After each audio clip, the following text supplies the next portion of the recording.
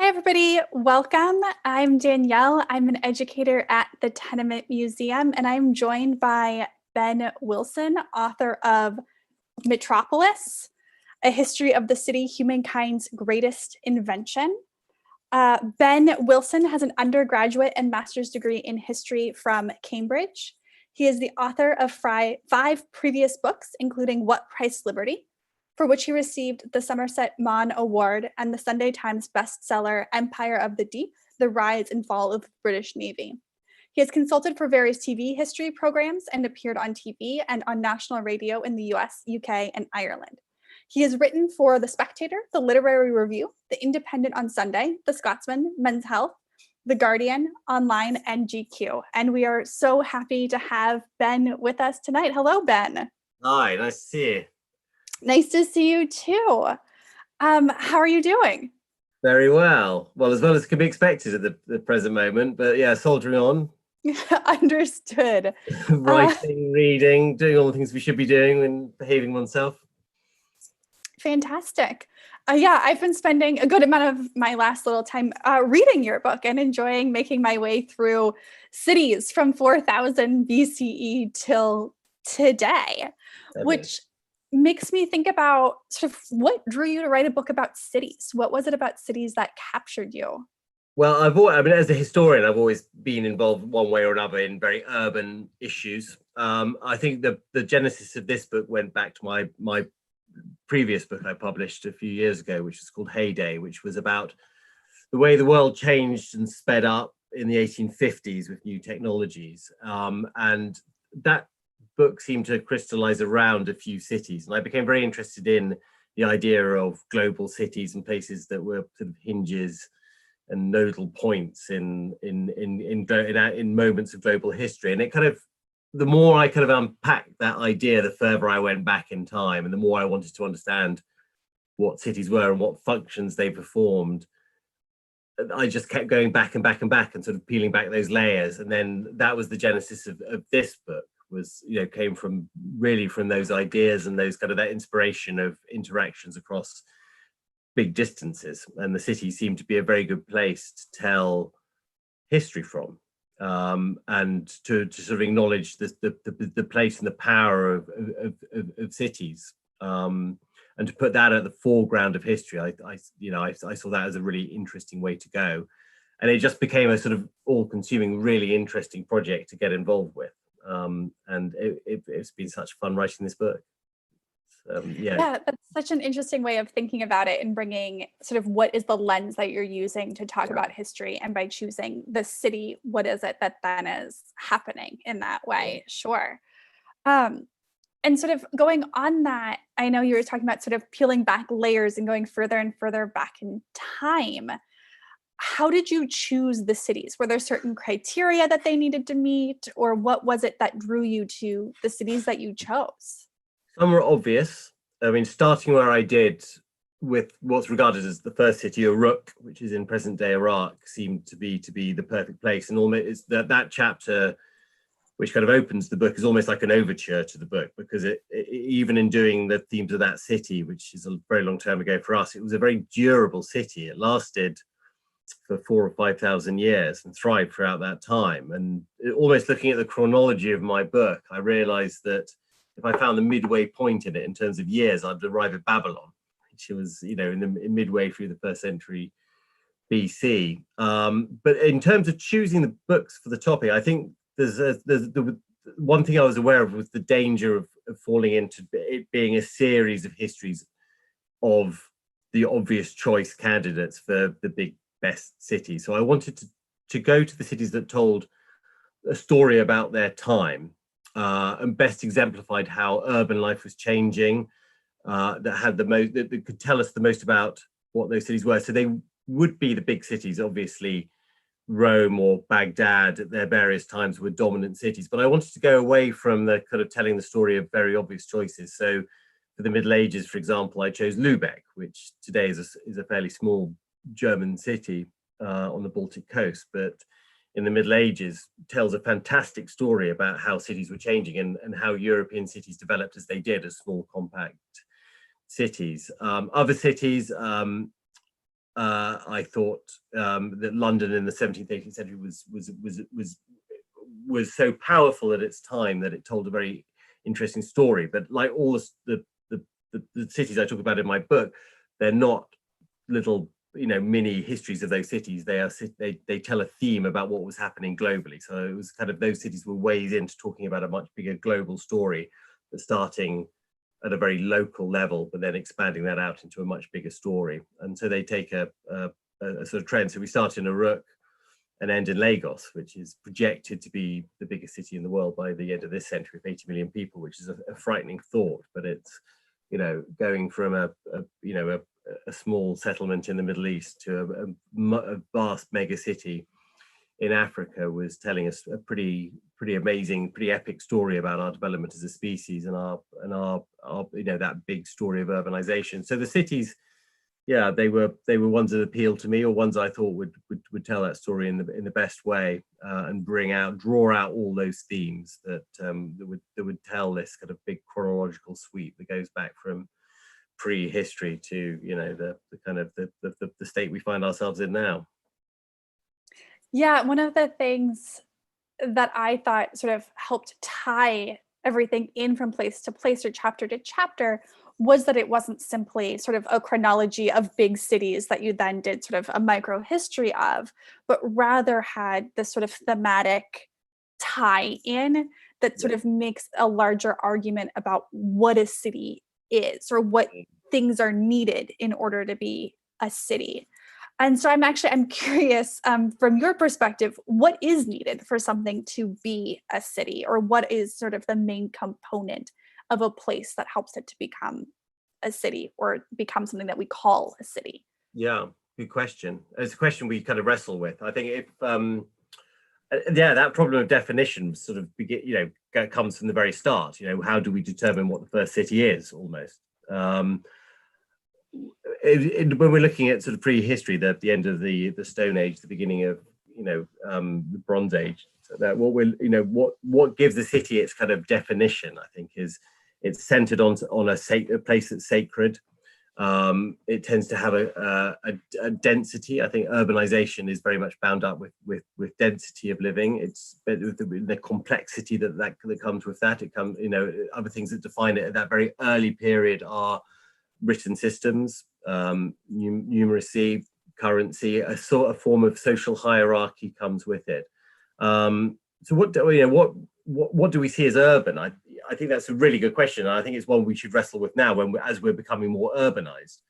And one of the things I looked at in the book is we're not necessarily becoming urbanized in the sense of living in a city, that most people are suburbanized, that they live non-urban lifestyles, but within a kind of very big urban environment.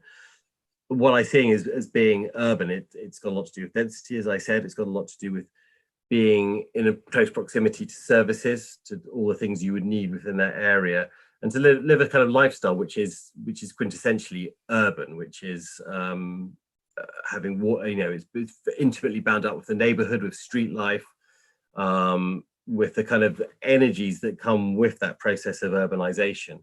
All of those, I think, are the city we must remember comes before the state, becomes before empires. It's a building block. It's almost, in very early history, it is the primary organizing place of humanity. So it generates a kind of power beyond its size. Cities have this scaling up effect, this kind of concentration of power. And that's how the ancients saw it. They saw it as a kind of almost miraculous place where human potentials, where you get things like very complicated things like developing writing systems, is very much bound up with the urban.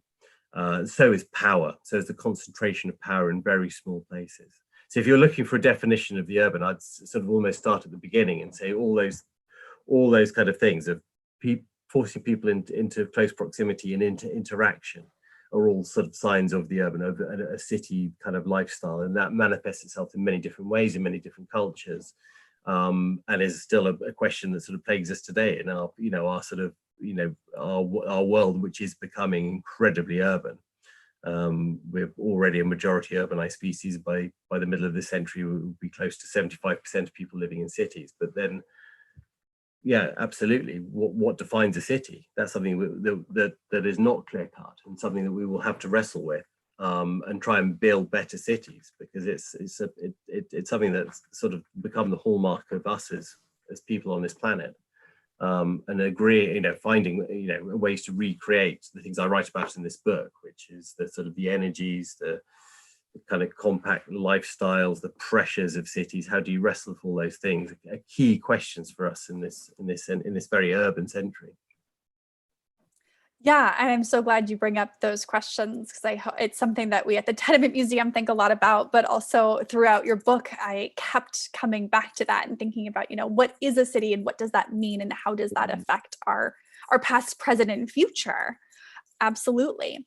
And you make the point in the book that a city isn't one thing, that it's this constantly changing organism that is meeting pressures or needs or dreams that are all coming together in there. So yeah, it's both this thing that, as you say, is hard to put your thumb on, but also something that has sort of a list of characteristics that I'm glad that you were able to sort of to pull out a little bit, to say, here are some things that you need in a place to be urban. And I understand from reading your book that you visited many of these places. Yeah. How did being in a city influence your writing about it? That's a very good way of putting that question, and it's not often asked in quite that way, because I went on a trip that took me from London to Lagos in Nigeria, and then on to Mumbai, and then Singapore, then Shanghai, and then on to a city called Songdo in South Korea, and then to Los Angeles, San Francisco, back home. And I went on lots of other visits, but that was sort of the big long trip where I kind of immersed myself in very different cities. And it wasn't, as you kind of hint in your question, it wasn't a way of going to visit those cities just as a way of being in those cities. I went because you need to take yourself out of your environment, out of your own city, in order to think about cities more generally. And I think you're going to a massive, huge city like Lagos or Mumbai, which have pressures, they have different ways of dealing with things, actually made me think about cities in the past a lot more. And that's kind of the exercise I wanted to take myself on. I wanted to look, obviously explore those cities to bring to the book. But it was a way of just taking oneself out of that comfort zone and looking at how that kind of those pressures of urbanization, how they act in different places in different ways affect human behavior. So yeah, I took that trip and other trips just to sort of to sit in those places and think more generally about cities. I love thinking about how being in a city, a present day city, sort of draws you to thoughts about the past or cities in the past. Was there a specific moment or some that really happened for you that you remember that you could share? Or it's a concept that I'm now really yeah, it's interesting. I think you can't not go to a slum in Mumbai, which are very interesting, and talk more about that, but you can't go there and not think about other people. This is a human experience of living in incredible density and lacking basic human services. I think that's just a way that you just forces your mind to consider not just the pressure of those people that you're interacting with in that particular situation, but to think about the more universal idea of cities, or to go to a hyper sort of dense city like, or a hyper modern city like Singapore or Shanghai.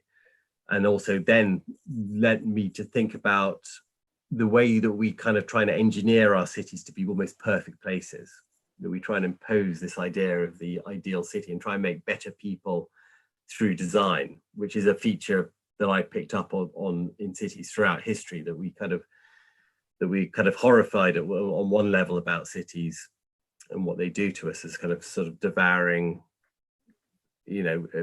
monstrous creations, but at the same time we want to make them better and kind of create sort of ideal human environments that we can always build better, but that can also come at an enormous cost. And you see that almost every day in a city like Shanghai, where so much has changed in such a small amount of time, in this kind of attempt to create a kind of a sort of, an idealized city for the 21st century. And that's an experiment that's recurrent throughout history. Or you go to a city like Songdo, which maybe it's just quite famous, but it's a city in outside Seoul, which has been created at vast expense, about $40 billion, to create a kind of, a real prototype smart city for the 21st century. And, I found I was less interested in the kind of the gadgets and technologies they had there than just in what lay behind that, in the very human way of trying to build something that was kind of going to be amazing, but then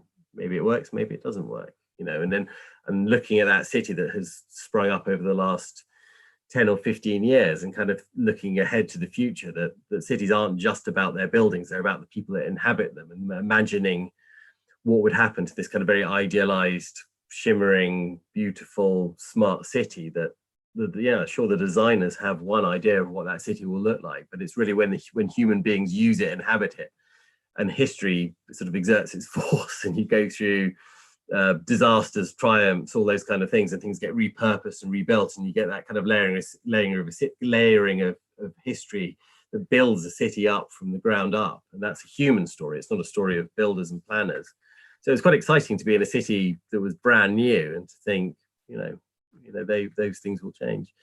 Going to a city like Los Angeles, which I was sort of nervous about going to, because I'm used to walking about cities, and it's a city you have to drive around. Similarly, that I find Los Angeles fascinating as a historian, really fascinating. It's a city where if you know something about it, you can read a kind of change in very small neighborhoods, and over a very short period of time, you can see this kind of rolling effect of history that sort of swept through these neighborhoods and cities in Los Angeles. So it's a place, I think cities always bring forth that reflection. They are, they're places that are created in our own mind as much as they are out of bricks and mortar. And you bring yourself to those cities, and they're the opportunity, they spark reflections and an understanding of how humans inhabit places. We're very good at sort of inhabiting places and repurposing and making them. And you can see that all those very different cities I went to have such fascinating histories that are kind of, can be decoded, like looking at a kind of geographical, layer in a rock or something, a strata in a rock. You can kind of try and decode them. So I find them interesting. So, they're always places you take your notebook and you start writing about one thing, and it sort of leads reflections to another. And one thing I sort of just remembered it, I think one reflection I had in Lagos was quite a sort of interesting one, because it's a very energetic, very busy, one hand very poor city, on one hand a very rich city, but certainly an energetic city, than a very, it's a place of, big contrasts and big possibilities. But the one thing I really noticed was Sundays, when it becomes an incredibly religious city, when almost everybody goes to a church or a mosque, a place of worship. And that led me to think that, these cities are really built on often built on a kind of very religious foundation. And that's something that you kind of forget in cities that are very secularized. And it was a kind of reminder that the sacred often is at the heart of cities. And that reminds you when you're writing about, places that are other than your own, even in terms of distance or in terms of time and history, that these things are all the building blocks of cities, and one way or another, and you see them, you detect them in sort of unlikely places sometimes. Yeah, there's so much that was coming up in what you were just sharing. That's so wonderful. Sorry, that was a bit of a stream of conscious, but that sort of question sort of led on to yeah. No, that's what I wanted. Was sort of thinking about, what did that experience both look and feel like, and in that writing process. And I think we were able to get so many of us are drawn to cities, aren't we? I mean, it's urban tourism has become such a massive feature over the last few years, and probably over the last 150 years at least, as a sort of mass form of tourism. And we like, cities are, and I write about this quite a lot, cities are a kind of backdrop to our dreams. We project a lot onto them. They kind of have this romance about them. That's why they're wonderful to visit, because they bring forth these reflections about how life is led. Yeah, and thinking about sort of that, though, how we project onto cities, sort of our own imaginations, or how cities are projected into our imaginations. Something that you do throughout the book is bring art in as a way of thinking through the cities, whether it's story based, or music based. You know, you have the Epic of Gilgamesh, King Kong, Straight Outta Compton are all Yeah. sources that you look to. And I'm curious how they reflect or inform your understanding of the cities that you're studying. Oh, well, hugely. I think cities. Well, the book I wanted to write was not a history of the great buildings of cities, or cities as just as places of power. They're places where people live in and people where life is led. It's about the sort of the connective tissue between cities rather than the kind of the bone structure, as it were. So of course, we kind of create cities in our mind almost as a because they're so vast, because they're big. The Epic of Gilgamesh was really interesting. It's our first, the human being's first work of literature that's in the written form, that goes back to probably 2000 BC and maybe beyond. And I found that with reading that in the light of writing this, I was very much bound up with the idea of the city, and I detected a theme in it, which was this kind of wrestle between the part of us which wants to return to nature and the part of us that sees our future as being part of the city. And the Sumerians, the place where it came from, the city of Uruk, the first city, the place where the written word originated from, was a profoundly urban culture. But it was really interesting to me that they were wrestling with these problems and trying to sort of look at problems that are kind of relevant for us, which is that kind of pull between our kind of instincts and our kind of destiny as kind of urban dwellers. I found as a writer, as a historian, I want to sort of find evidence in places that are likely and unlikely, and to try and sort of find a way of capturing an essence of a city through its writing, its literature, its art, its sort of self-identity, or the identity that people project onto it. So I was really interested in the way that people, the way that the city has influenced art, and the way that, in a way, the novel, as it developed in Europe in the 17th, 18th century onwards, was almost a sort of urban form. It follows a sort of twisting kind of byways and sort of random encounters and unexpected instances, which is very much a feature of the urban. Similarly, in Paris, I found that a way to tell a story of Paris was through Impressionist painters that seemed to capture cities in movement rather than in stasis, and to capture the anxieties of the city. I'm thinking here of Manet, and capturing people sitting in bars looking lonely, capturing people stealing glances, or looking uneasy in a bar, or the idea of what are women's places in the city, catching the anxiety of the female presence in the city in art, which was a way that I couldn't see being captured anywhere else. And I kind of wanted to write quite a sensual book in a way anyway, one that was, as much as possible, captured the kind of lived experience of the city, and that is through the senses. That's through what you hear, through entertainment, through what you read, and what you see. I mean, I write quite a lot about movies, and that is a way of kind of distilling a kind of idea of changing attitudes to the urban, and that was that chapter was set in New York. It was fascinating to me how the movie camera and the skyscraper were so intimately connected, and were kind of grew together and created a kind of idealized idea of a city and what urban life was. And that the camera could track the skyscraper and could represent it in ways that couldn't be represented in words or even in painting. It was just trying to capture those textures of urban life, which is so diverse and so diffuse, that I needed to reach to things like art and literature, and to the ways that people kind of conceptualized the city and made sense of it, because it's something you always have to make sense of. No mind can conceptualize a city in its totality. It's only by, like, the Impressionists, capturing a bit of it, a glance, a glimpse of city life, a bit of movement that's passing by, and capturing it in its sort of fleeting nature, seemed to me just a way to tackle it, and to write a book that just did have these textures, and sort of different ways of approaching a city, rather than it being a kind of following a very similar track of writing about powerful people building cities and doing well in them, or people being very poor and not surviving it. That there had to be a kind of a dialogue between different art forms. Yeah, that the art allows for attention to come through, and a perspective on a version of the lived experience Yeah. in that place. It looks like we have some questions coming in from our audience. Yeah. And so our first question is, did you find that people who lived in cities liked the energy but preferred to be anonymous or private? It's a really good question.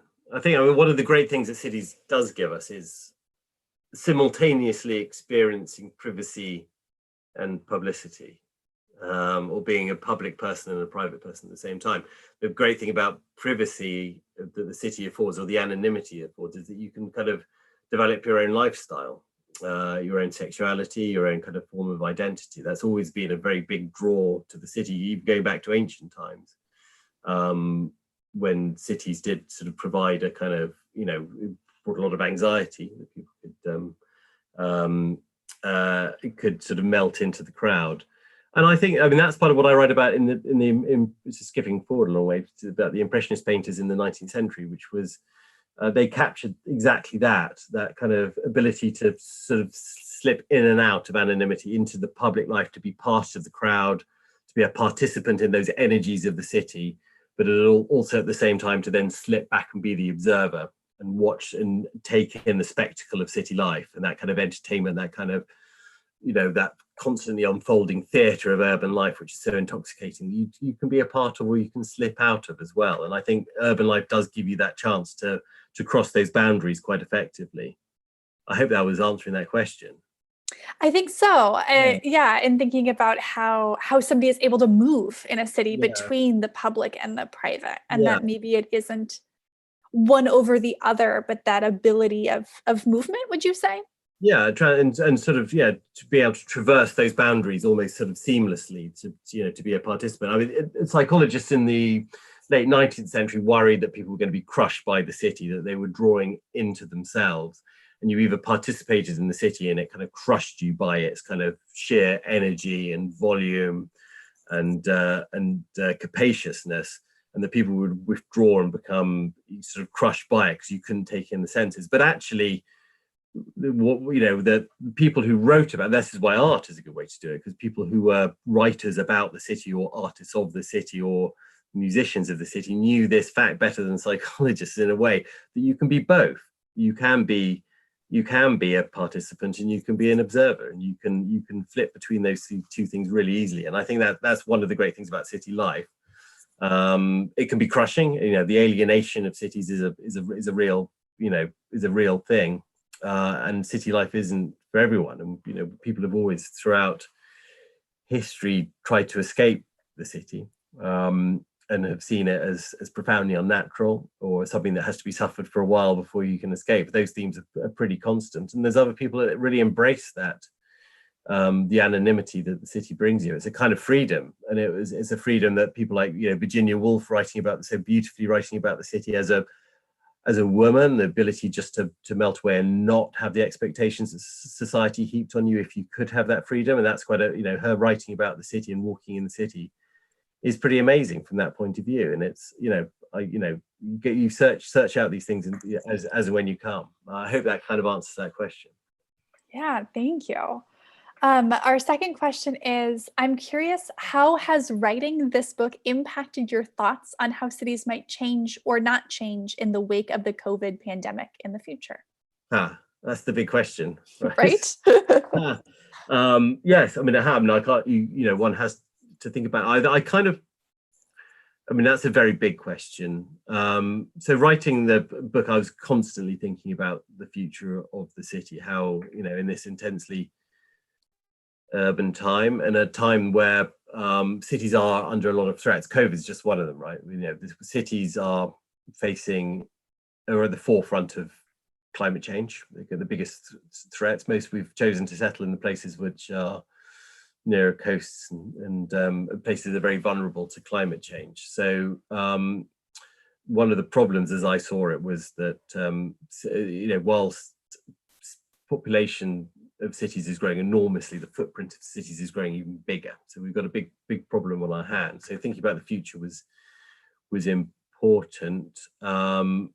I think one of the things where I'd answer that both the question of COVID and climate change is that cities are very resilient things. I think going back to an earlier question, one of the things that defines a city is its resilience. It takes a lot to kill a city. When the Romans wanted to defeat Carthage, they had to remove every single person, destroy all the buildings, and plow it over. Right? It was because there's something in cities that provide a kind of route that new growth comes from. So cities do have this inbuilt resilience, and city dwellers have a huge resilience as well against shocks, changes, wars, bombings, economic depressions. Anything that's thrown at a city, people seem to survive. Even the most worst hit cities, such as Warsaw in the Second World War or Hiroshima, were able to effect a recovery, mainly because the people wanted them to recover. So I'd say, in looking at our cities and their ability to recover from things like COVID or any other shock that we're likely to face in the future, it's only by having a city that is capable of change, which will allow it to adapt out of change, out of crisis. That's been true in the past, and that kind of adaptability comes from having a resilient citizenship. People who are dedicated to their city, want to stay there, attracted to come to live in the city. Cities themselves have to have the ability to adapt. So one of the problems I see with COVID is an intensification of a problem I saw anyway, which is that the center of cities, which are very dependent on commuters coming in, on office space, are in fact not as resilient as cities in the past, which are resilient because they're living kind of human ecosystems of mixed uses, of interactions between different types of people. That almost the center of cities have been hollowed out and become purely office space, and that means they're not resilient. They're dependent on one thing, like an industrial city that's dependent on making one manufactured good. Once things change, they become incapable of adapting, and it's the flexibility within cities and the ability of people to come in and repurpose and change things and readapt buildings that have passed their purpose, which keep cities lively and interesting.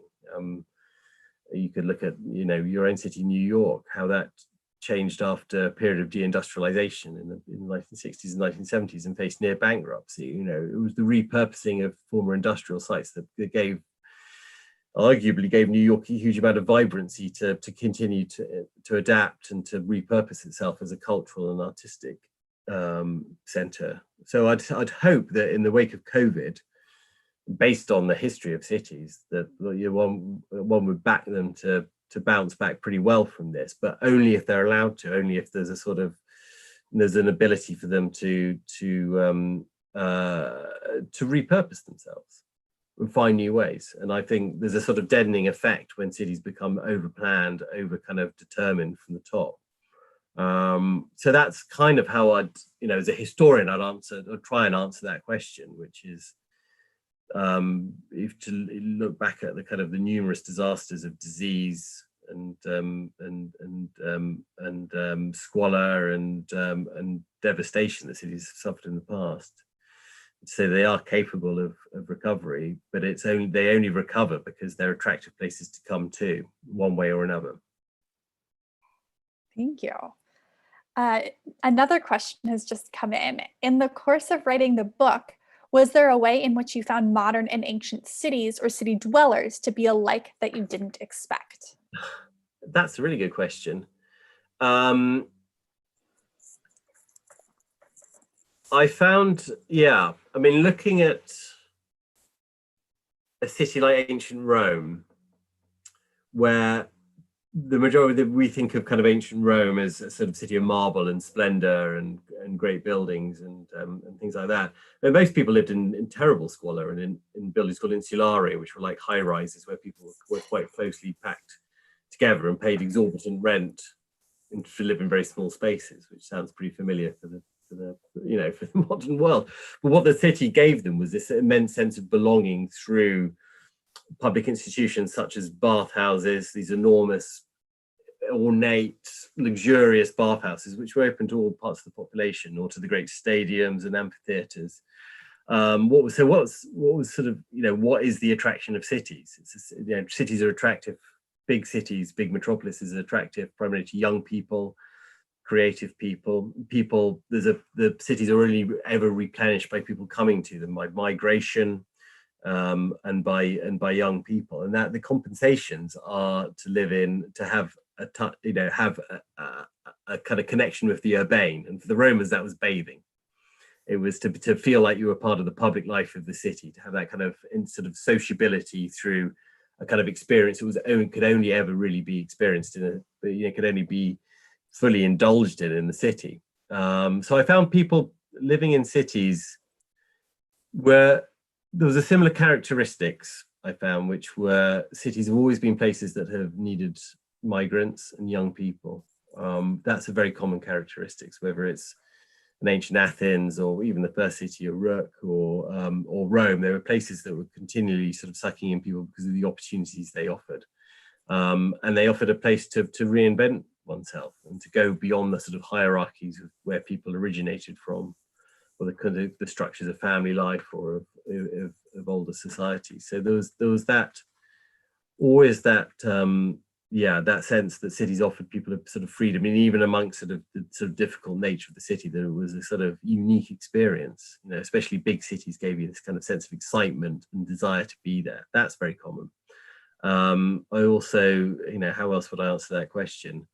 I think there's things that are very common. I've been writing about Baghdad in the 9th century AD. I was sort of instinctively drawn to it as a city of street food. And a place to indulge in lots of different cuisines. It was a place where people that drew people from a very, very long way away. Lots of different people who went to make their fortunes in the city. And how do you make your fortune in the city as a recent migrant? It's often the way to a city's heart is through its food. That's a pretty common experience, and right through history, right through to the present day, our sort of desire to sort of go to the city to eat well, to experience those sort of new sights and sounds. There's another thing that I think that connects city dwellers through the ages is a kind of anxiety about city living, that you're always living on a sort of sense of that things could go wrong, that cities are vulnerable places, that they're crowded and congested, and could go, things can go badly wrong in cities. So I think those things are true, and we're connecting our own time, where over 50% of people live in cities, back to a time when only maybe 3% of the global population at most lived in cities. Then I think there's a real connection between people who are city dwellers. They for a start, they take up a lot of our historical imagination. We forget almost about the 97% of people who live in the countryside oftentimes, and look at cities because they are places of constant, fast change, instability, which can either be exhilarating or deeply worrying.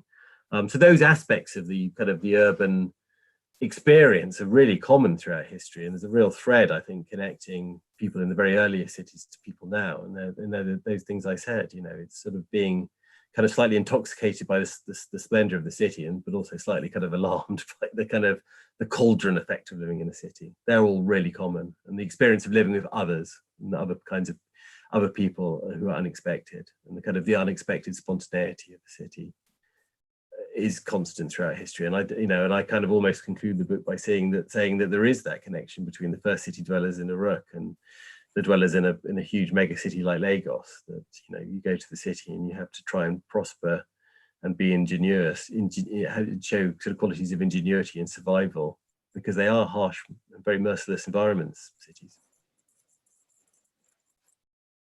Yeah, it strikes me as the answers to so many of these questions come back to this tension in the cities, that it's depending on who you are or where you are or what time period or what it is, that there's that tension of people saying, flee the city or go to the city or, anything else.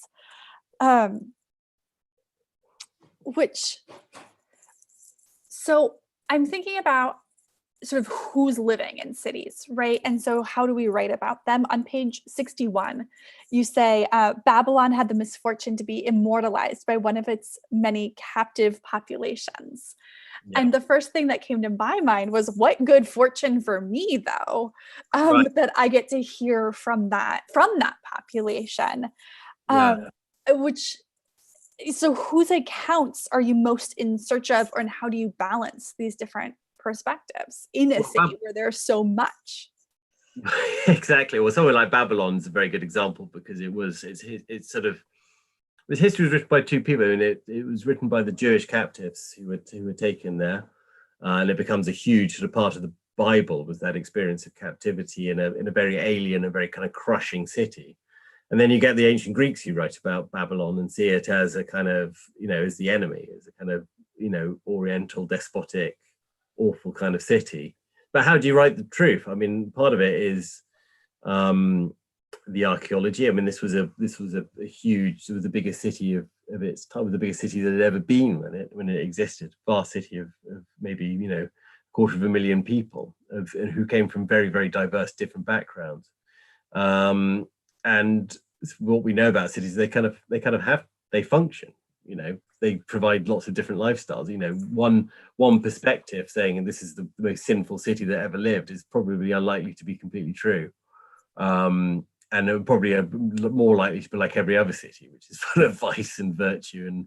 And Babylon was a city, as the Bible and as Herodotus says, a city of prostitutes, but it was also a city of incredible museums, which we find out through archaeology and through the sort of the memory. It was a place of literature, as a place of the sacred, a place that cared deeply about its past. But it's a place of tyranny, and I think that's approach to any city is the monstrous is always blended with the great. You kind of you can't not walk out of your door and see horrible sights and experience vice and sort of depravity, but also be sort of slightly intoxicated by the kind of the majesty of a city. But yeah, how do you write this? The history of a city is so diverse and so sort of mind-boggling in its complexity and different things that it's like I was saying about Rome. You could concentrate on the splendor of it, or you could go and like I do, go and sort of seek the answers in the bathhouse and almost locate the whole history of the city within a bathhouse, and how attitudes to bathing changed over time, which is a really interesting question about how we survive cities, how we prosper in them, how we make them livable and habitable. Yeah, I mean, the perspective really, really shifts, and I wanted in the book to be very aware of the cities don't just exist for the rich, which would be one way of doing it and capturing it. They also places of poverty, and the two interact and jostle up against each other quite a lot. So it's always trying to capture cities in their contrasting moments. But it's interesting, and I think the bad press that Babylon got, and it echoes down the ages, that every kind of age has kind of created its own Babylon, or seen their city as representing a Babylon of depravity and sin and lust and sort of excessive power and ambition.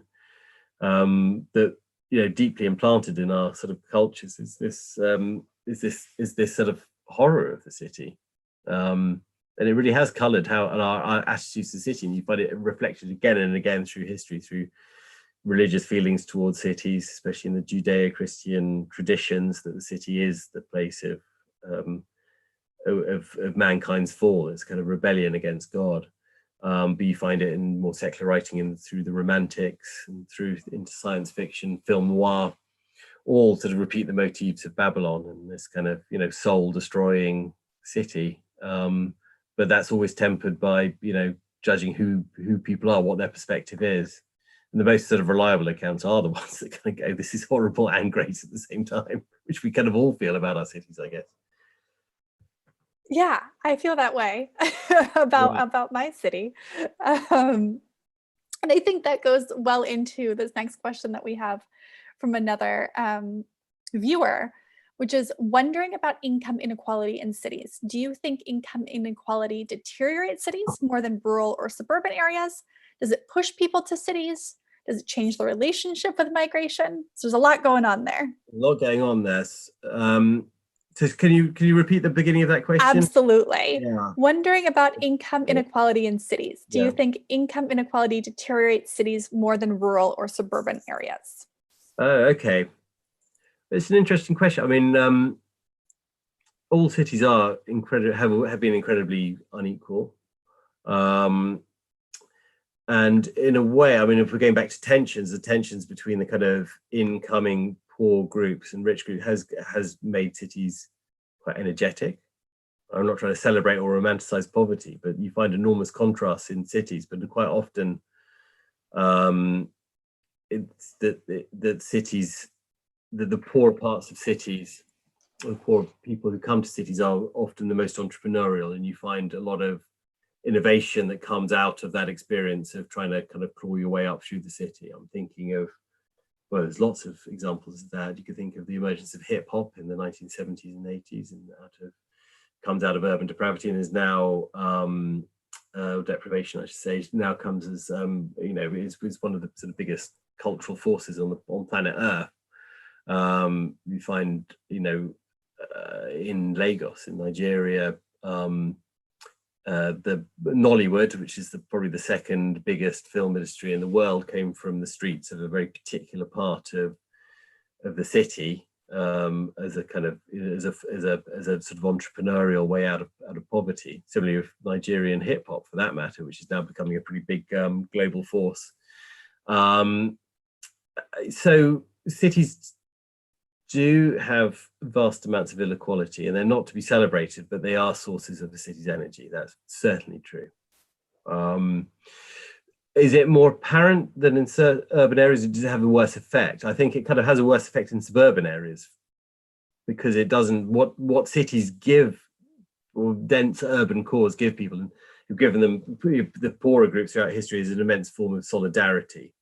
I wrote a bit, about the impact of what we call the shock cities of the 19th century, which are Manchester and Chicago, places of utter sort of, of momentous change, really, of the beginnings of mass production, industrialization, huge amounts of pollution, huge immigrant populations that meant these cities grew at vast, pace that far outpaced, the ability of anyone to deal with, in any infrastructure sense, to deal with them.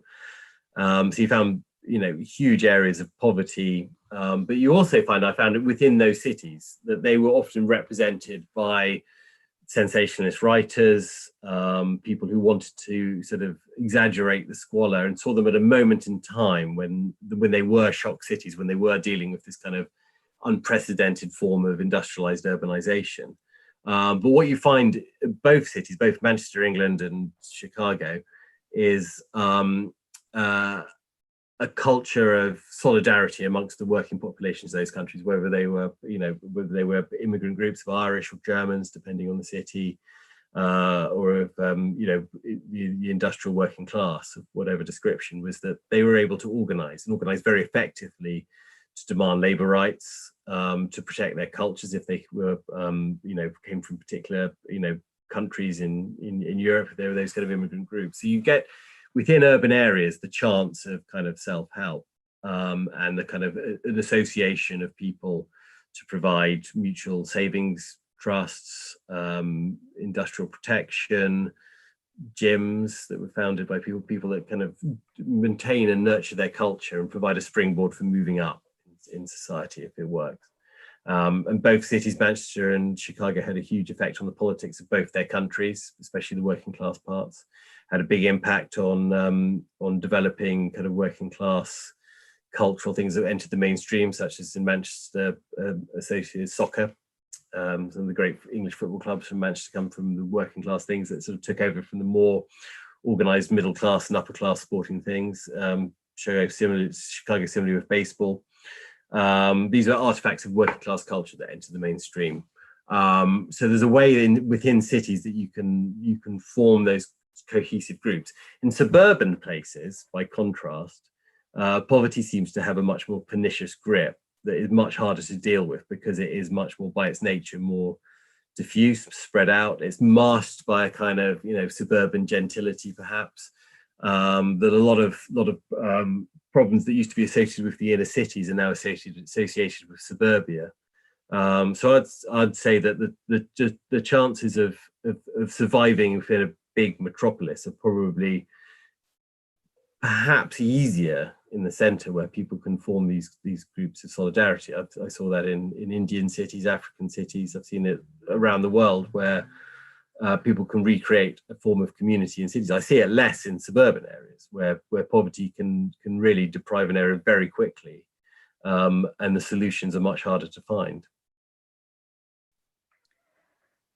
And then another question coming from our audience: did you explore cities that were built to house workers for a specific project? The pyramids at Giza, for example. If so, how are they different?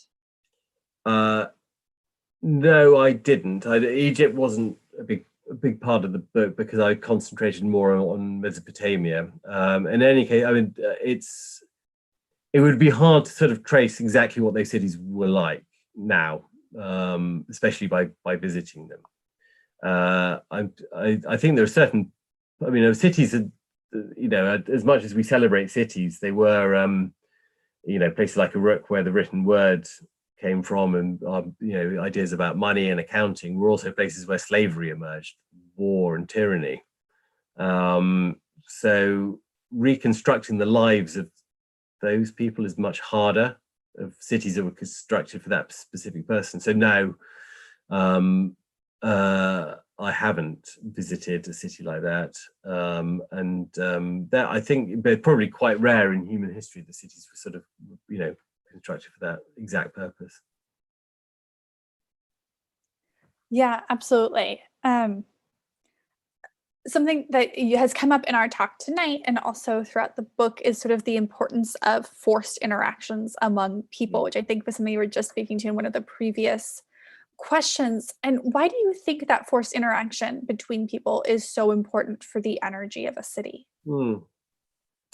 It's kind of crucial to the energy of a city. I mean, the Apple HQ is designed to kind of facilitate the random interaction of people who wouldn't normally meet. It's a lot of our kind of productivity comes from the unexpected, from things on the margins, rather than things that are expected or kind of planned for. And I think that's the problem with remote working. And that's probably why it won't work, because a lot of our productivity is dependent on the unexpected. I have sort of two examples, I think, to answer that question, which was the London in the late 17th century was the place where, in Western Europe at least, the coffee was first introduced, and it was a time when London was doing pretty well commercially and financially.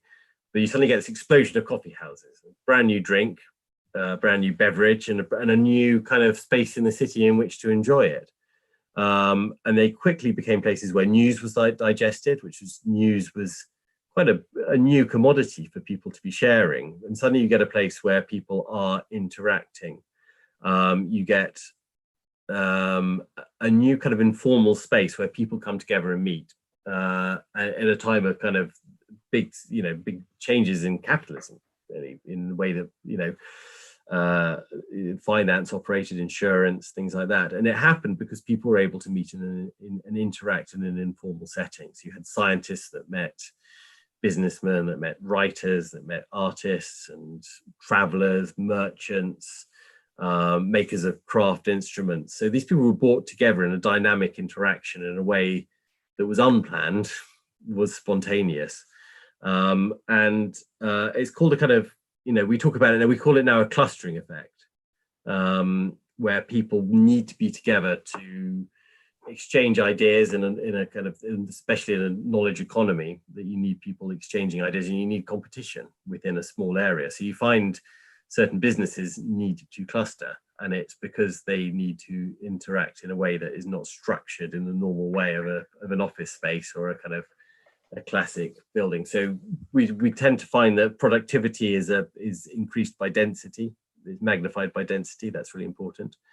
I found another place where I'd see a kind of classic sort of clustering effect is a street in Lagos, going back to Nigeria, where in the 1990s the street was it had a few people who repaired typewriters. By the turn of this millennium, those typewriter repair people had repurposed themselves as as computer and smartphone, or later smartphone repair people. And so now this small street has become, now has like 24,000 street traders who work in tech, who've clustered to this small area to exchange ideas, knowledge. You have street vendors competing with Huawei and other big, international tech firms. They all have to compete in this very small, clustered, classically kind of Lagosian sort of street market. And it has a turnover over $5 million a day. It's, that's an effect of clustering. It could only happen when people come together and exchange those ideas. So yeah, I think cities have always kind of facilitated that kind of that randomness and spontaneity, which is at the heart of their energy. And that's kind of, after all, why they're worthwhile. It's why they've been successful throughout history, is because they've allowed for the unexpected and the spontaneous, which is what, is kind of how we prosper. Wonderful. We have about 4 minutes left. And so if anybody else has any questions for Ben, go ahead and put them in the chat. I want to make sure that we can get to a few more questions from the audience. And as we're considering that, in spending all of this time looking at the past, I know in certain points of the book, you start to think about the future, but what are the top couple, maybe 2-3 lessons that you hope people will learn from the cities of the past as we continue to reinvent the cities of the present and future? Well, I think what we've kind of lost, or we're in danger of losing in cities, is the sense of cities as a place of sociability and of those chance meetings that we were just talking about. Cities have to be, one thing I celebrate in the city is messiness. And I mean messiness in the sense is a very positive thing, which is cities as a place of mixed uses, where you don't have things zoned off into separate, discrete categories. The cities are very, very dynamic. I'm thinking of a city like Tokyo, which is a kind of classic example of a city that has a kind of mixed use everywhere. And that allowed it to recover from almost total destruction and by firebombing in the Second World War. And it was a kind of community build up from a kind of community grassroots level. That's one thing I kind of celebrate in this book and see as a sort of the essence of the urban, is that cities are built up from a street level, a community level upwards. So I'd say one thing we've got to learn is that cities are dynamic in the way that lots of different uses interact. And another thing that is crucial about cities is that they are places where people walk and interact. They're places that the car has caused more destruction to the city than almost anything else. And we're beginning to see, I think, in the COVID world, how a kind of a more walkable city or a cyclable city is a much more pleasant one. I think that goes through history as those kind of cities that have public space to walk in. And another thing I'd say, which is kind of often forgotten, is that cities used to, throughout history, be in a balance with nature and its hinterland. Something we lost probably during the Industrial Revolution, that sort of disconnect between city and environment. And I think what we're learning in a post-industrial world is that cities are ecosystems as well. And they are dependent utterly on the environment in which they sit. I think we began to think that we could detach ourselves from our local environment. Cities were connected to other global cities and their supply chains were, but I think we're going to find in the coming century how closely cities are bound up with their natural environment, and that they can, if we treat them right, be very, very diverse and healthy ecosystems, not just for people, but for plants and animal species as well. And favorite fact or piece of trivia that you learned in your research? So much trivia. I'm trying to think. I learned. I don't know. This is maybe something you know, but the highest. This probably just follows up what I was just saying. But the place in the world with the highest concentration of peregrine falcons is New York City, followed by London. That over the last 20 years, the peregrine falcon has become an almost entirely urbanized, well, not entirely urbanized, but it's become a bird that thrives in cities. And that comes because cities have become cleaner. and there's more prey. It's a way that cities there are these kind of very lush ecosystems. That was something that I had learned when I moved to New York and saw all these falcons and thought, this wasn't what I had I thought I was getting. But it's such a wonderful thing of thinking about the connection of cliff sides and skyscrapers. Yeah. And I love the fact that in London, there's the whole new species of mosquito that's developed on one London Underground line and another one on another London Underground line that don't intersect. That was my favorite. Kind of wonderful kind of evolution that happens at subterranean London. Well, thank you so much, Ben. We enjoyed having you here at the Tenement Museum. For all of you out there, Ben's here for Metropolis, able to be bought out today in the US. And we invite you visitors back into our programming. You can like and subscribe to this channel and keep on watching what we have. But thank you so much for tuning in and have a good night. Bye. Thank you.